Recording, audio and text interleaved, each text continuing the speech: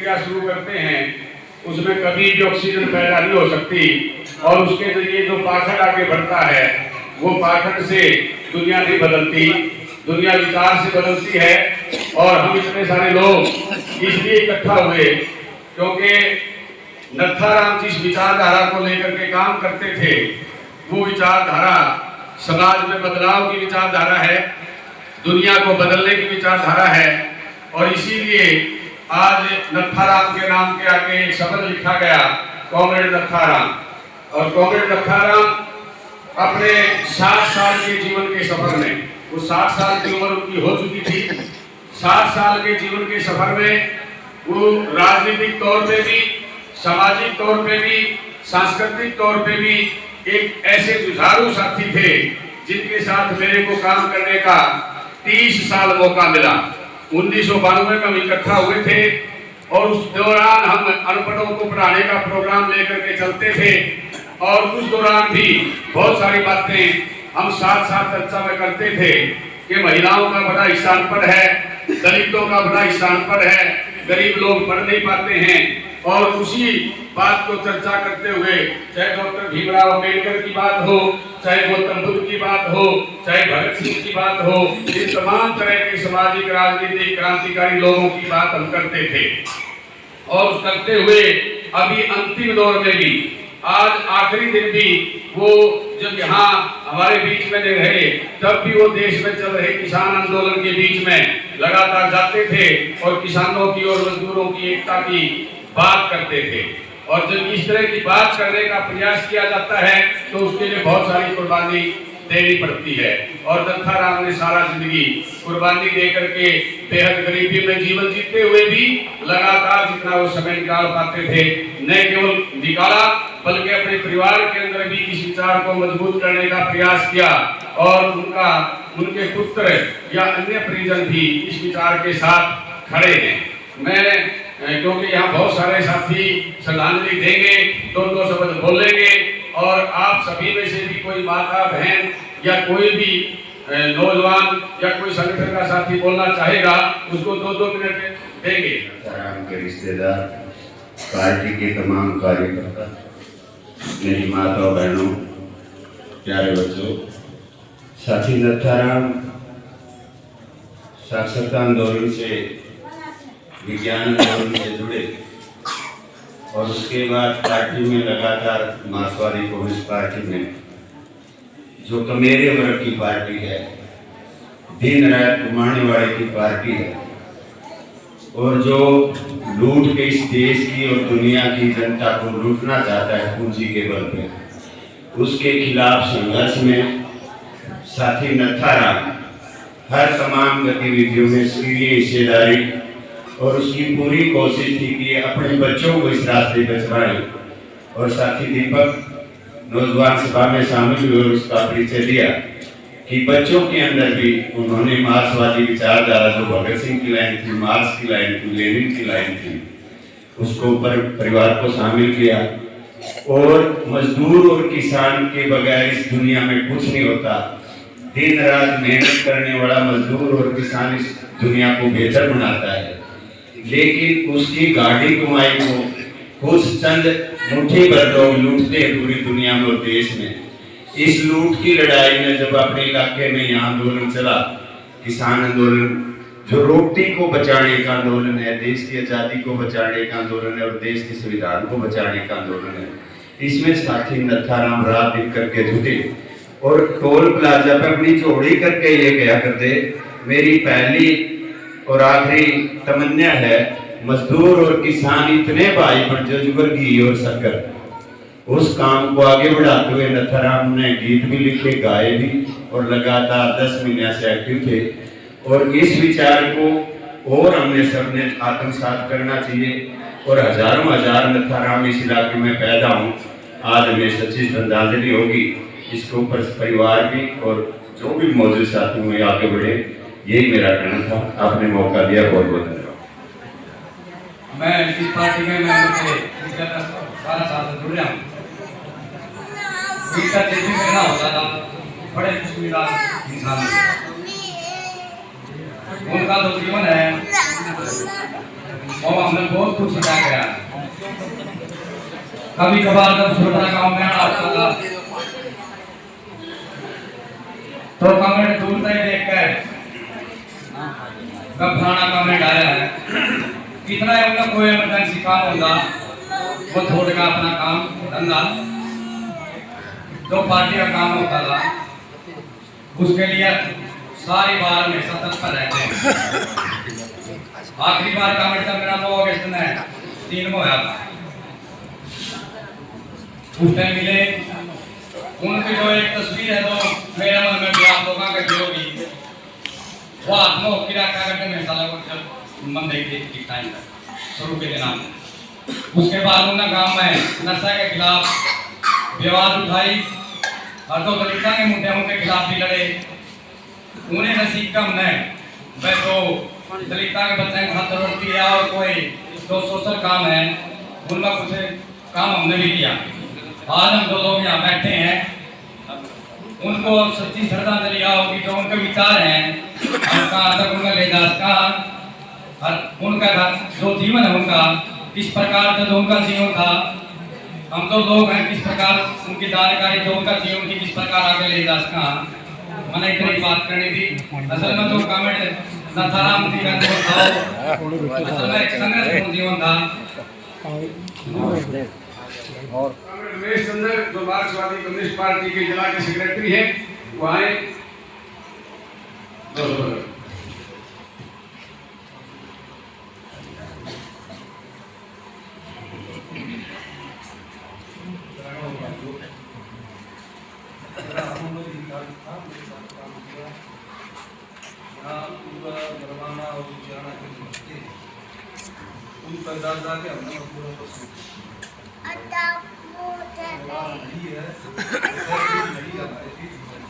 लेकिन उनका विचार उनके किए हुए काम करते रहे। जो पद्धति आज मैंने तो पहली बार देखी है, दूसरी जो पद्धति है पाखंडवाद की, राइट ब्राह्मण परिवार में साथी का पिताजी गुजर गया, उसके बाल कटा कर उसका कपड़े कटवा कर बांध कर रजवाए में खड़ा कर दिया और बोला मंगल तो कोई मारा ना। ये एक आगे बढ़ी पद्धति है, मैं सलाम करता हूँ इसको। और दूसरा आज जिस आंदोलन में पक्षधरता को लेकर कमजोर आदमी का पक्ष लेकर नथाराम सदा लड़ता रहा, आखिरी तक भी आखिरी दिन भी बद्दोवाल टोल पर नथाराम था और वो दबे कुचले गरीब लोगों के पक्ष में खड़ा है। आज हम थोड़ा बारीकी से देखें, ज्यादा बातें करने का टाइम नहीं है। शासक वर्ग एक एक करके हमें जो अधिकार मिले हुए थे उनको छीन ले। नई जो शिक्षा नीति आई है उसमें हमारे बच्चों के लिए टीचर भी नहीं लगेंगे। जिन स्कूलों में हमारे बच्चे जामा आड़ा हरियाणा में जेबीटी बंद कर दी, न्यू कह करके ही जेबीटी मास्टर की जरूरत होती है। पीछा वाले थोड़ा नर्सरी में प्राइवेट में पढ़ा लेंगे, हमारा रट्टी बनेगा। हमारे जो पढ़ रहे हैं वह बेरोजगार होंगे और अगले अनपढ़ होंगे। कुल मिलाकर इस नई शिक्षा नीति का रिजल्ट भी निकलेगा।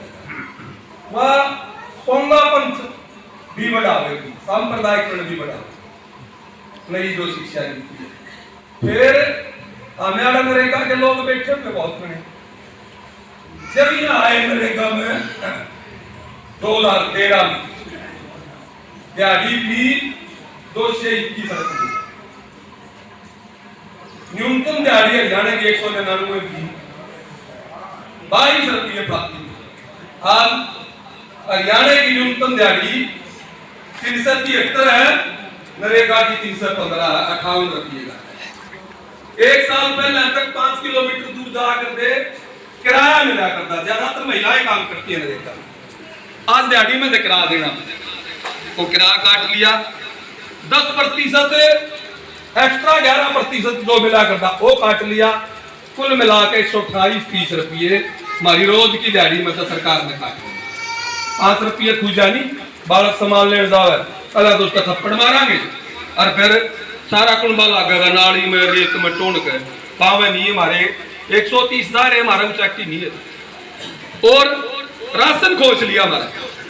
अभी यू किसान आंदोलन है या एक है ताकि यू जो सरकार खरीदने का भाषण लाग रही है गरीब लोगों ने राशन नहीं मिलेगा। अभी हमारा तेल दाल नमक छीन लिया और अगला गेड़ा है जब गेहूं चावल नहीं खरीदेंगे और चला जाएगा हमला है हमारे ऊपर। आप ये देखो कल के टेलीविजन में खबर थी प्रधानमंत्री अपना बंगला देखने गया है दिल्ली में कई एकड़ में उसका बंगला बना है। जींद जिले के 6,690 मकान पास हो रहे हैं कॉलोनी का आबादी में 7 साल के पीछे। यह लड़ाई तो लड़ रहा था या पक्षधरता की लड़ाई जुलसे आदराज में बैठे वह इस दबे कुचले ने और कुचलना चाहूंगे इसने मैं ईसा बनाना चाहूंगे कि यू बस अपने पीपे का आटा देखे जा रहे अरला क्या तो कोल्लू का बैल नहीं चक्रे काटने हुए यू जो चक्कर काटे जा। आज हमने नत्थाराम को श्रद्धांजलि देनी है तो असल श्रद्धांजलि या बनेगी शिक्षा का काम पाखंडवाद के खिलाफ पक्षधरता कमजोर मानस का के पक्ष की जो राजनीति है उसका जो काम है उसने लेकर संगठित होकर लड़ा।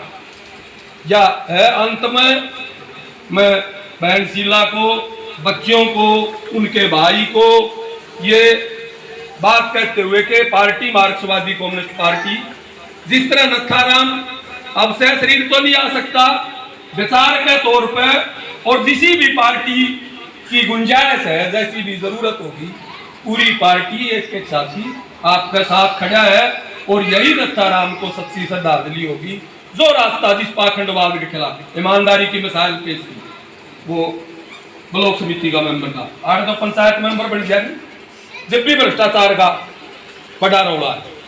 लेकिन या जो उसने मिसाल काम की परिवार से भी ये उम्मीद है कि वो इस रास्ते पे और भी गांव के अब आपा तो चांदीराम जी बता रहे थे गांव में अंबेडकर सभा के नाम से हमारे बच्चे पढ़े लिखे बच्चों को पढ़ाने की कोशिश कर रहे हैं लेकिन वह तो सिलेबस बदलने लग रहे हैं वह स्कूल बंद करने लग रहे हैं 2,500 स्कूल बंद हो गए और आगे तो प्राइमरी स्कूल का सारे गंडा पाटेंगे।